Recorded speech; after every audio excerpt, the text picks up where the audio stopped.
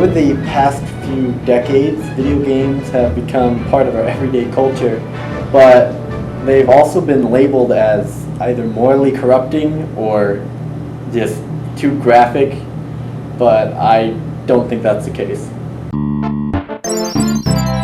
Back when I was an antisocial twat, the only source of entertainment I had was through video games.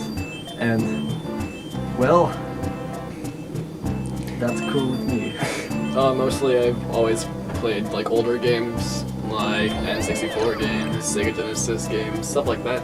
Because when I was a kid I always used to play games like that, so I guess they're more sentimental. Oh, video games have affected my life a lot. I mean, I think the first friend I made was playing Halo when it first came out, and we would sneak into his older brother's room and play Halo while he wasn't around.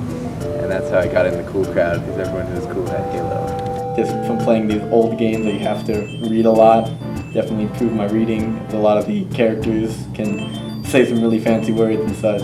You would attempt to put a puppet on the throne. A lot of them like show you different atmospheres, different places, and like you get a sense of like even different lifestyles. Even if like it's a completely made up story, like it still gives you new ideas, new experiences. Like it may not be the same as actually going to Africa or something, but it's still like interesting, it's neat, it gives you ideas. I'd say they've made me more creative. Ocarina of Time was actually the inspiration for me to start photography, and that kind of like branched out the whole creative spectrum of my life. So They founded my imagination. They just affected the way I perceive the world, because a lot of the games I played are with my friends.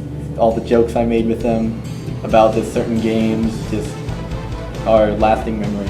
They can put you in places that you will never ever been there before. I mean, it's like any adventure.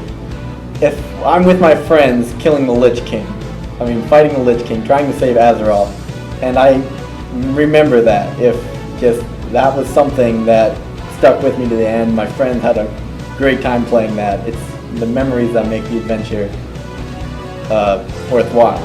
Well, I like that they all have got interesting storylines and great gameplay.